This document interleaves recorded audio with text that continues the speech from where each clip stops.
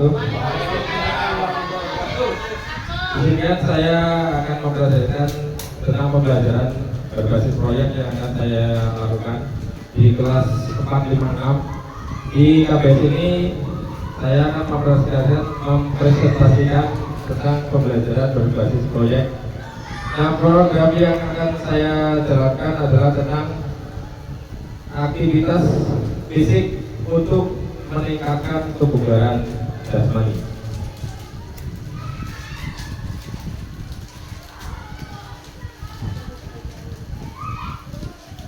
Latar belakang yang saya tulis di sini adalah tentang bagaimana siswa-siswi kita sekarang ini kurang sekali melakukan aktivitas fisik.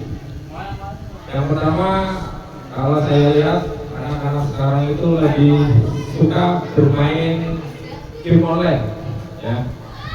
Habis sekolah saya lihat pun di jalan anak baru pulang sekolah, ganti baju, mungkin makan atau belum, sudah pegang HP, kemudian bermain gadget game online.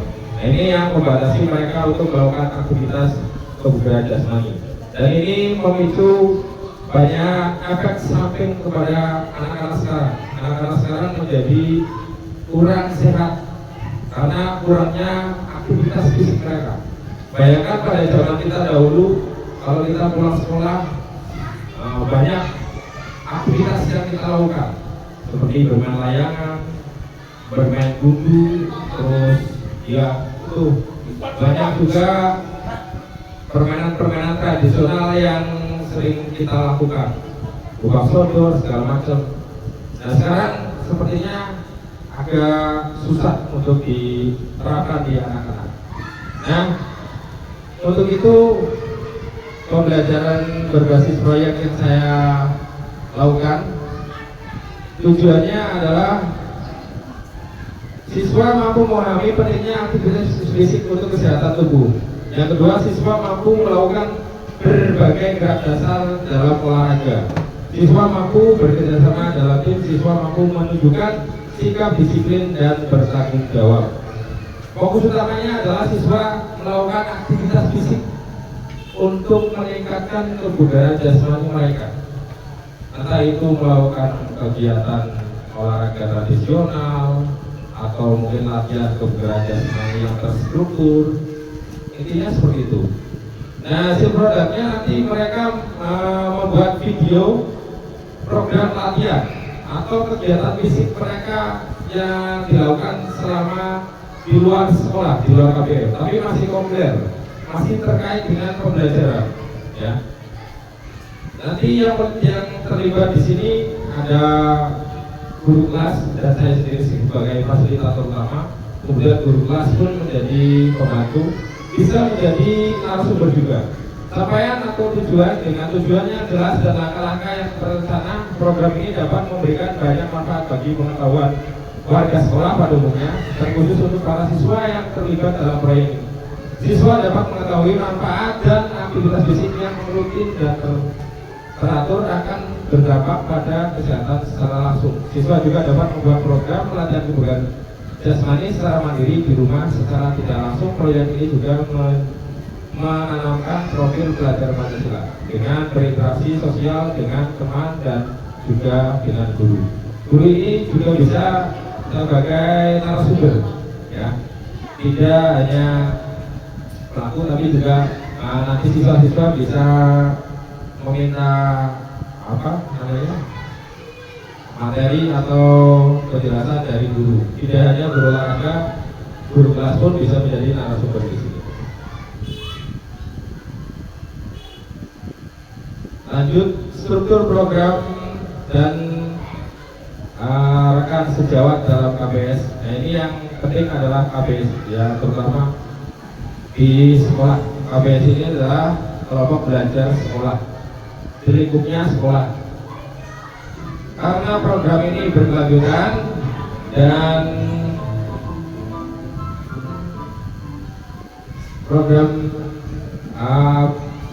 karena program ini berkelanjutan dan ditujukan untuk warga sekolah. Oleh karena itu perlu adanya dukungan dari pihak terkait, antara lain dukungan dari kepala sekolah. Ini penting. Kalau tidak ada dukungan dari sekolah, program ini tidak akan berjalan. Kemudian sebagai guru pembimbing sekaligus bisa menjadi fasilitator guru kelas dan guru olahraga. Dan juga narasumber program ini akan terus dipantau sampai mendapatkan hasil yang maksimal. Program ini berkelanjutan, Bapak Ibu.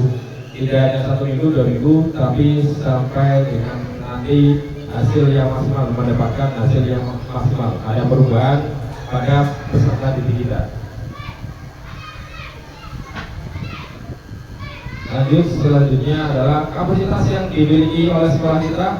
Modal manusia ada kepala sekolah, dewan guru, wali murid, komite juga.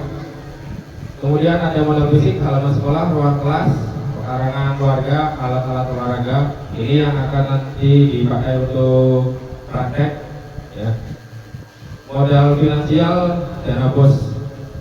Kalau program harus ada anggaran, tetap saja anggarannya kita ambil dari dana bos. Ya. Lanjut, selanjutnya rencana evaluasi, melakukan observasi dan memberikan umpan balik selama proses komunitas.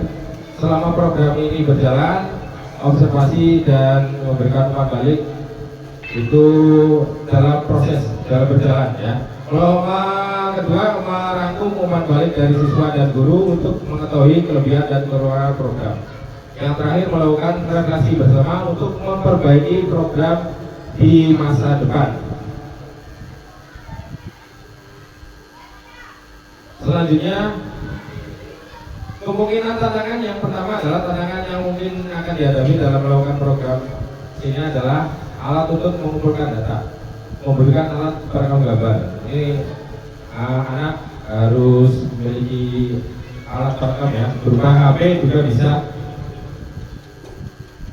Kamera yang penting untuk merekam video.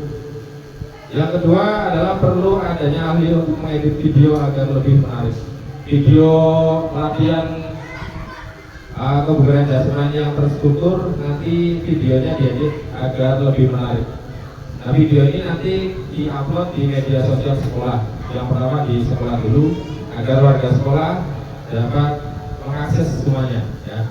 Yang terakhir, tantangan yang terakhir adalah cuaca yang tidak menentu.